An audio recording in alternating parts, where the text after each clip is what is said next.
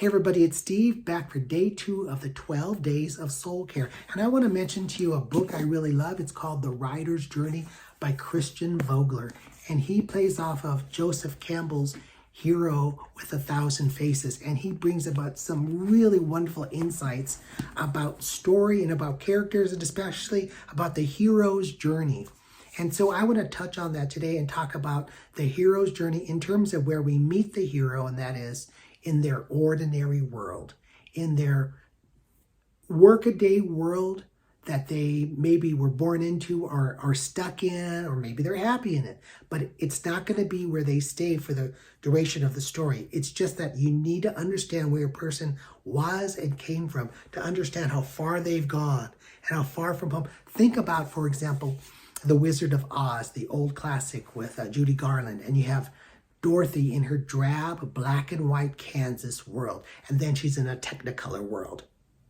And everything that happens takes place with a setting in a time and place. Think about Luke Skywalker, and he's living with his aunt and his uncle, and he hates his life on the farm, and he yearns for more. And then something happens tragically, and there's no going back, and he's got to go forward, and now he's in a brave new world. But the setting matters. Think about the Christmas story, Joseph and Mary. They're from rural Galilee, very moralistic, very religious, very patriarchal.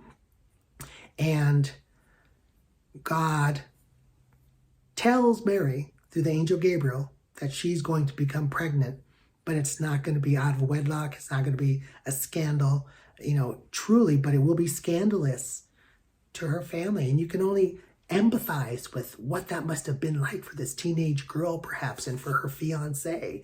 Wow. We gain so much more self-compassion when we think about our own backstory and compassion for others when we think about theirs. And that's what I'd like to ask you to do.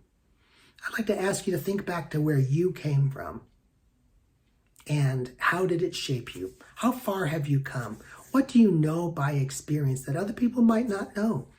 You just know what it is to have been poor, or you know what it is to have grown up affluent, or you know what it is to grow up with certain kinds of pressures or certain events. What were the times and places in which you were born and raised? You didn't pick that. It wasn't your responsibility or your fault or your credit. It was just the cards you were dealt, but it shaped you.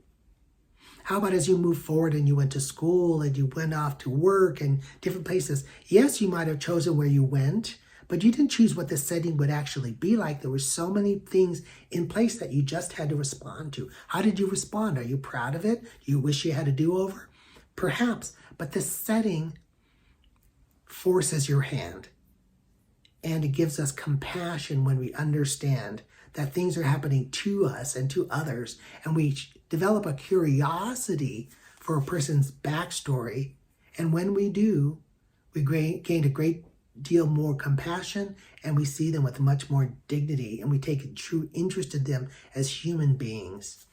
And I'd like to ask you to do that for yourself. In the next, day or so, as you're pondering some of this, let this sort of just seep and steep in it, and just marinate in the thought that the times and places of your life have shaped you.